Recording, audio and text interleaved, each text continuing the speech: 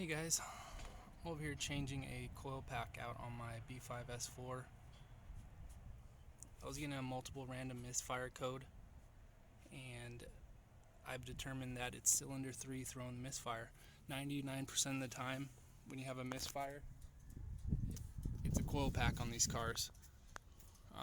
As long as you've done the spark plugs fairly recent, it normally isn't them. Definitely check those.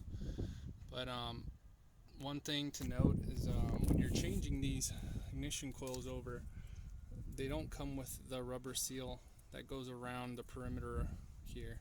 So don't forget to grab that from the one you're taking off and transfer it over to the new one. These are original Audi coils and they're very old. As you can see how dirty they are. I really need to clean my engine bay. Haven't cleaned it since I had the engine out. So one thing to note, a lot of times with the Audis, or at least mine, it will give you a multiple random misfire. It won't tell you which cylinder is having the problem for a long time.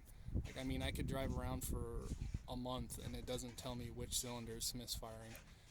What I've seen works for me is when I'm having the misfire, I kind of get fed up since I don't have any really expensive scanning equipment that could show me live data on what cylinders showing the misfire.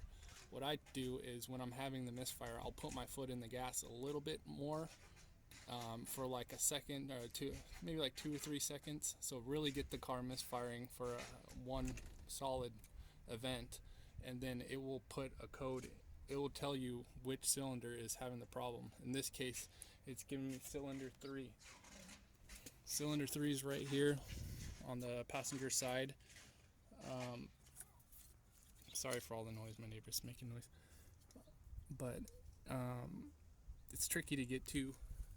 So what I did is I pulled the intakes airbox assembly out. I disconnected it here with 2 clips, and then pulled all these clips off the top of it, obviously, which you just push down on this and they pop right out. So these you can't mess up. They're all different sizes when they go back on. There is one screw here, right here, that holds the airbox in. The rest of them just kind of rests in these pegs.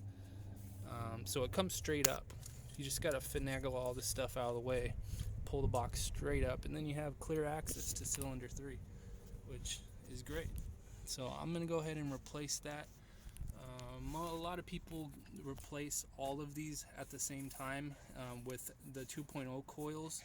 The 2.0 coils are more reliable than these turds right here. So it comes with a bracket that goes across the top, and then it gives you the ability to mount the 2.0 coils, which is an expensive kit, which is why I haven't purchased it yet. So something you could do in the future. But yeah, I think that's it, guys. Have a wonderful night or day. See you later.